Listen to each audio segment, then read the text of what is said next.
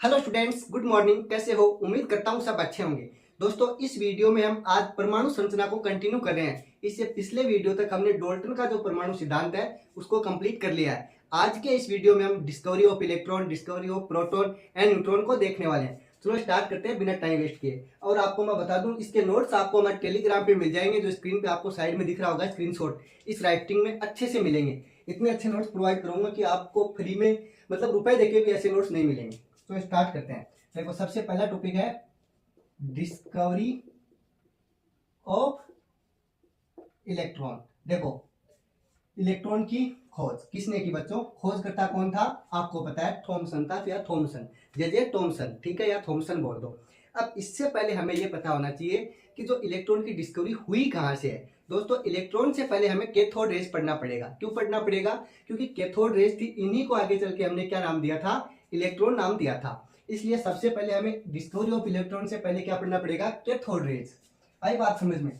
तो मैं आपको पढ़ाऊंगा पहले कैथोड रेज। देखो, कैथोड किरणें। देखो दोस्तों, हुआ क्या था कि जब कैथोड रेज की डिस्कवरी हुई तो हुई कैसे, इसके बारे में देखते हैं। सबसे पहले तो एक हमने क्या लिया? नलिका ली, डिस्चार्ज ट्यूब ली। क्या लिया? Discharge tube. और इसके अंदर दो लिए इलेक्ट्रोड। क्या लिया बच्चों? इलेक्ट्रोड। इलेक्ट्रोड कौन से? एक एनोड था, एक कैथोड था। इतनी बात समझ में आ गई होगी आपकी। और ये जो यहाँ पे लगा है, ये क्या है? वैक्यूम पंप है। क्या है? Vacuum pump. ये क्यों लगाया है? ये गैस है ना इसके अंदर, उसको बाहर निकालने के लिए। आई बात समझ में? और इसके अंदर हम प्रेशर रखेंगे ना, देखो क्वेश्चन यहीं से बनेगा। वो रखेंगे 10⁻³ से 10⁻⁵ mm ऑफ Hg। ये एक यूनिट है बेसिकली, है ना, mm ऑफ Hg। यहाँ तक बात समझ में आ गई होगी। जो हम बैटरी लेंगे ये वाली, मतलब वोल्टेज लेंगे इसका 10 के, मतलब 10,000 वोल्ट, जो कि एक बहुत ही हाई वोल्टेज है। हमारे घरों में जो लाइट आती है उसका भी 120 वोल्टेज ही होता है, लेकिन ये देखो कितना है? 10,000 वोल्टेज का है। तो आप सोच के देखो कितना हाई पावर है। इधर क्या है? ये है देखो नेगेटिव, और ये क्या है? पॉजिटिव। मतलब नेगेटिव वाला तो है इसमें कैथोड। क्या है? कैथोड। और ये क्या है? एनोड, इधर वाला। ठीक है।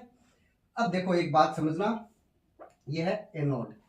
जैसे ही हम यहाँ से करंट को चालू करते हैं, इसको ऑन करते हैं। क्या करते हैं बच्चों? ऑन। तो ऑन करते हैं, क्या होता है? इधर देखो, सबसे पहले ZNS का लेप करते हैं, मतलब ZNS की लेयर लगाते हैं। ये क्या काम करता है ZNS? देखो, आपने जैसे पहले के टाइम पे देखा होगा, रील्स आती थी, रील, ये मोबाइल वाली रील नहीं, जैसे कि आपने पहले देखा कैसेट आती थी, उनमें एक ब्राउन कलर की रील आती थी। जब कैमरा था ना कोडेट का, उसमें हम फोटो क्लिक करते थे तो फोकस पड़ता था ना। तो जब फोकस पड़ता है ना इसमें, तो चमक उत्पन्न होती थी। जो चमक होती थी ना, वो ZNS की लेयर ही होती थी उस पर भी। तो ये जो इस पे जब भी मतलब कुछ टकराता है इसे, तो वहां पे क्या हो जाता है? चमक उत्पन्न हो जाती है, दीप्ति उत्पन्न होती है। ठीक है। तो इस वजह से यहाँ पे ZNS का लेप किया है। पूरी जो आपकी वैक्यूम ट्यूब है, सॉरी ये नलिका है, डिस्चार्ज नलिका, इस पे लेप किया हुआ है। अब देखो क्या होगा, जैसे इसको ऑन करेंगे ना, तो इधर से कुछ ना कुछ जाएगा। अब ये नहीं पता जाएगा क्या अभी तक, और यहाँ जाके टकराएगा। टकराएगा तो क्या होगा? चमक उत्पन्न होगी। तो यहाँ पे ये पता चला कि ये कैथोड है, इससे कुछ ना कुछ इधर जा रहा है एनोड की ओर, और जाके यहाँ टकरा रहा है, तो कुछ ना कुछ जा रहा है। और उसको क्या नाम दे दिया? कैथोड की साइड से जा रहे थे तो उनको नाम दे दिया कैथोड रेज। अब पता कैसे चलेगी सर ये कौन सी साइड में जा रही है, कैसे जा रही है, इनमें गतिज ऊर्जा है कि नहीं है, इसका पता लगाने के लिए क्या किया? यहाँ पे एक पंखा लगा दिया। क्या लगा दिया? पंखा। तो ये पंखा क्या हुआ? घूमने लगा। घूमेगा कब? जब इसके कोई पार्टिकल टकराएगा, है ना, मतलब इसमें गतिज ऊर्जा होती है। दूसरी बात ये देखी गई कि यहाँ पे छाया बन गई इसकी। क्या बन गई? छाया। छाया कब बनती है? जैसे इधर से लाइट आ रही है, बीच में मैं आ गया, एकदम सीधी लाइट आ रही है, बीच में मैं आ गया, तो पीछे मेरी क्या बन गई? छाया बन गई, शेडो बन गई। तो इसका मतलब ये हुआ कि जो ये आ रही है, जो भी ये मतलब रेज आ रही है, एकदम स्ट्रेट जा रही है, सीधी रेखा में जा रही है, और इनके बीच में कुछ रखने से क्या होता है? शेडो बन जाती है, छाया बन जाती है। तो ये बात, इससे ये बात पता चलती है कि इनकी जो डायरेक्शन होती है वो क्या होती है? सीधी रेखा में होती है। यहां तक बात समझ में आ गई? अब देखो, ये कैथोड से निकल रही थी तो इनको नाम क्या दे दिया? कैथोड रेज दे दिया। यहां तक आपकी समझ में आ गई होगी बात। अब देखो आगे कंटिन्यू करते हैं। इन्हीं को आगे चल के हम क्या नाम देते हैं? इलेक्ट्रॉन। अब एक इंपॉर्टेंट क्वेश्चन आपको पूछेगा, नोट्स में आपको प्रोवाइड करा दूंगा, मेरा मकसद है आपको समझाना। नोट्स आपको, return notes, hand return notes आपको टेलीग्राम में मिल जाएंगे। तो देखो, सबसे पहला पूछेगा कैथोड रेज है, इनकी डिस्कवरी कैसे हुई? तो आपका आंसर क्या होगा? कैथोड रेज है, इनकी डिस्कवरी विसर्जन नलिका प्रयोग से हुई। किससे हुई? विसर्जन नलिका प्रयोग, डिस्चार्ज ट्यूब एक्सपेरिमेंट। आई बात समझ में। उसके बाद में ये किया किसने ये प्रयोग? ये माइकल फेराडे और विलियम्स क्रूक्स ने किया था। बहुत ही इंपॉर्टेंट क्वेश्चन आता है, माइकल फेराडे और क्रूक्स ने किया था। यहां तक आपकी समझ में आ गया। उसके बाद में कैथोड रेज थी, इन्हीं को क्या बोला गया? इलेक्ट्रॉन्स बोला गया। तो कैथोड रेज पे चार्ज क्या है? माइनस। क्यों है? क्योंकि ये कैथोड क्या है? नेगेटिवली चार्ज है, तो इस पे भी चार्ज क्या हो जाएगा? माइनस हो जाएगा, नेगेटिव हो जाएगा। यहाँ पे समझ में आ गई होगी बात आपके। अब इसकी डिस्कवरी की बात मैंने आपको बताई दी। आगे चल के इसको कैथोड रेज को इलेक्ट्रॉन नाम किसने दिया? जे थॉमसन ने। तो खोजकर्ता कौन हो जाएगा दोस्तों? खोजकर्ता जे थॉमसन। यहां तक आपकी बात समझ में आ गई होगी। अब चलो देखो आगे बताऊं मैं। आवेश की बात करें तो आवेश कैसा है? इस पे आवेश कैसा है? पॉजिटिव है, नेगेटिव है? नेगेटिव है। इसकी प्रकृति की बात करें बाद में। आवेश की प्रकृति कौन सी है? नेगेटिव, ऋणात्मक। और आवेश कितना है आप मुझे बताओ? आवेश कितना है? 1.6 इंटू 10 की पावर -19 कूलाम। कितना है? कूलाम। यहां तक आपके बात समझ में आ गई होगी। और इसकी बात करें, देखो E/m रेशियो किसने निकाला था? आप मुझे कमेंट करके बताओगे वीडियो पॉज करके। E/m का मतलब क्या होता है? इलेक्ट्रॉन और द्रव्यमान, मतलब चार्ज अपॉन मास का रेशियो। ठीक है, आवेश बटा द्रव्यमान का अनुपात कितना आया था इलेक्ट्रॉन के लिए, आप मुझे बताओगे। और किसने निकाला था? हाँ देखो, इतने में आप कमेंट कर दो, मैं बताऊंगा। प्रकृति क्या है इसकी? नेगेटिव। इसका द्रव्यमान कितना बताया? मास 9.1 इंटू 10 की पावर -31 kg। कभी कभार ये बोल देता है केजी की जगह ग्राम में, तो बाकी तो सब सेम रहेगा। ये माइनस का 28 ग्राम हो जाएगा, सॉरी एम नहीं, ग्राम है ना, ग्राम। क्योंकि देखो 10 की पावर 3 से मल्टीप्लाई करेंगे तो 31 में से 3 माइनस हो जाएगा, मतलब 28 केजी सॉरी ग्राम बच जाएगा। यहाँ तक आपको समझ में आ गया होगा। उसके बाद में E/m की वैल्यू कितनी आई, आप लोग मुझे कमेंट करके बताओगे। आगे देखो, यहाँ इसका स्क्रीनशॉट ले सकते हो, लेना चाहो तो। फिर आगे चलते हैं।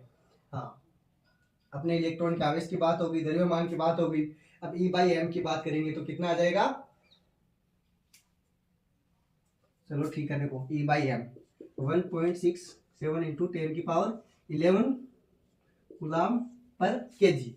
गुलाम पर केजी इतना आवेश होता है इसके ऊपर। आई बात समझ में? मतलब E/m की वैल्यू होती है। अब आगे देखो, प्रोटॉन की डिस्कवरी कैसे हुई? ये तो हुई इलेक्ट्रॉन की बात। तो इसमें सिर्फ इतना फर्क आएगा, इलेक्ट्रॉन की डिस्कवरी किससे हुई? कैथोड रेज से। अब प्रोटॉन की डिस्कवरी किससे हो जाएगी? यहाँ पे मैं प्रोटॉन करूंगा तो प्रोटॉन की हो जाएगी एनोड से। किससे हो जाएगी? एनोड रेज से। बस इतना ही डिफरेंस आएगा। बाकी होगा क्या? ये जो कैथोड लिया ना हमने, ये लेंगे परफोरेटेड, मतलब छिद्रित। एनोड में कौन सा लेंगे? छिद्रित। छिद्रित मतलब परफोरेटेड कैथोड लेंगे। आई बात समझो। बाकी इसकी डायरेक्शन क्या हो जाएगी? इसमें इधर जा रही थी ना, ये निकलेगी एनोड से, किसमें? प्रोटॉन में। और डायरेक्शन हो जाएगी इसके ऑपोजिट, एनोड टू कैथोड की ओर। यहां तक आपके बात समझ में आ गई होगी। ठीक है, अब चलो आगे चलते हैं। देखो, ये प्रोटॉन की डिस्कवरी किसने की? खोजकर्ता कौन हो जाएगा इसका? गोल्डस्टीन। कौन हो जाएगा? गोल्डस्टीन। यहां तक आपके समझ में आ गया होगा। चलो देखो आगे कंटिन्यू करते हैं। इसके द्रव्यमान की बात कर ली, कैथोड किरणों के गुणधर्म की बात कर ली क्या हमने? चलो मैं बता देता हूँ। वैसे तो मैंने बता दिया आपको। कैथोड रेज है, इनके गुणधर्म की बात करें प्रॉपर्टीज की, तो ये किससे उत्पन्न होती है? कैथोड से उत्पन्न होती है। और जाती किधर है? एनोड की ओर। तो दिशा की बात करें तो क्या बोल देंगे इसमें, इलेक्ट्रॉन वाले में, कैथोड रेज में, कि कैथोड से निकल के एनोड की ओर चलती है। उसके बाद विद्युत क्षेत्र के बारे में बात करें, जैसे कि अगर हम विद्युत क्षेत्र या चुंबकीय क्षेत्र रख देते हैं इसके अंदर, तो क्या होता है? उसकी ओर मुड़ जाती है। मतलब जैसे इधर मैं प्लस रख दूं और इधर माइनस रख दूं सपोज, तो ये प्लस वाले की ओर मुड़ जाएगी ऐसे। इसका मतलब ये हुआ। तो विद्युत क्षेत्र होता है, उसकी उपस्थिति में क्या होती है? ये उसकी ओर मुड़ जाती है, प्लस वाले की ओर। ठीक है, उसके बाद में अनुपस्थित होता है तो कोई फर्क नहीं पड़ता, सीधी रेखा में एकदम स्ट्रेट लाइन में क्या होती है? गमन करती है। यहाँ तक आपकी बात समझ में आ गई। चार्ज की बात की तो क्या हो गया था? नेगेटिवली चार्ज हो गया था। और उसके बाद में आगे चल के हमने कैथोड रेज को इलेक्ट्रॉन नाम दे दिया था। प्रोटॉन की बात कर ली हमने, क्या बात की? एनोड है, उससे तो क्या होती है? निकलती और कैथोड की ओर चलता है। और इसकी डिस्कवरी किसने की थी? किससे, कौन से प्रयोग से होती है? प्रोटॉन की एनोड किरण विसर्जन नलिका प्रयोग से। जैसे उसमें कैथोड नली थी ना, वैसे इसमें एनोड हो जाएगा। और डिस्कवरी, इस जो नलिका की डिस्कवरी है वो रदरफोर्ड ने की थी ना। उसके बाद में जैसे बात करें प्रोटॉन है, इसकी प्रकृति, चलो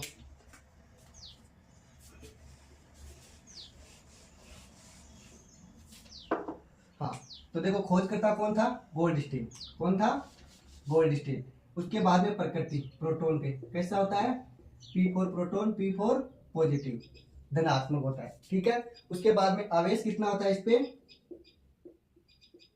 ये प्लस है, और आवेश का मान कितना होता है 1.6 इंटू 10⁻⁹ कूलाम।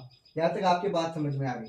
उसके बाद में बात करें द्रव्यमान की, किसकी, मास की, तो वो कितना हो जाता है 1.67 into 10⁻27 kg, 27 kg।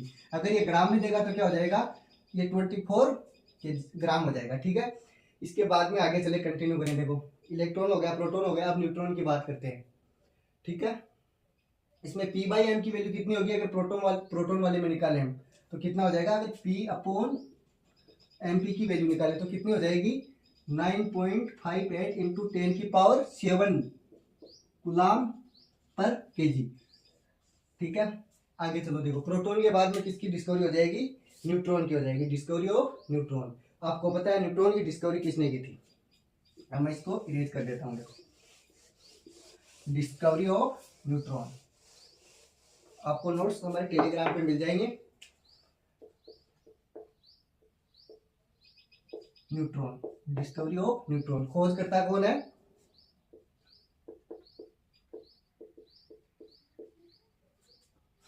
James Chadwick. कौन है, जेम्स चैडविक, ठीक है। जेम्स चैडविक ने क्या किया था, एक अल्फा कण लिए थे, अल्फा कण मतलब बेरिलियम धातु के ऊपर अल्फा कणों की बौछार की थी, उससे इसने खोज की थी। तो सबसे इंपॉर्टेंट बात है, न्यूट्रॉन पे आवेश होता है, वो कैसा होता है, इस पे कोई आवेश नहीं होता, N फॉर न्यूट्रॉन।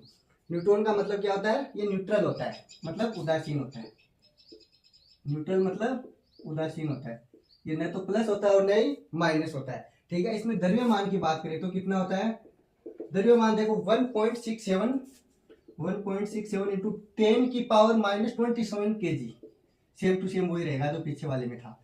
लेकिन इसमें एक बात बताओ, इसकी प्रकृति कैसी है, प्रकृति कैसी है, उदासीन है, इसमें बड़ा सी आ जाएगा ना, उदासीन, बाकी कोई फर्क नहीं पड़ने वाला, वैसे उदासीन है, ठीक है। द्रव्यमान की बात हो गई।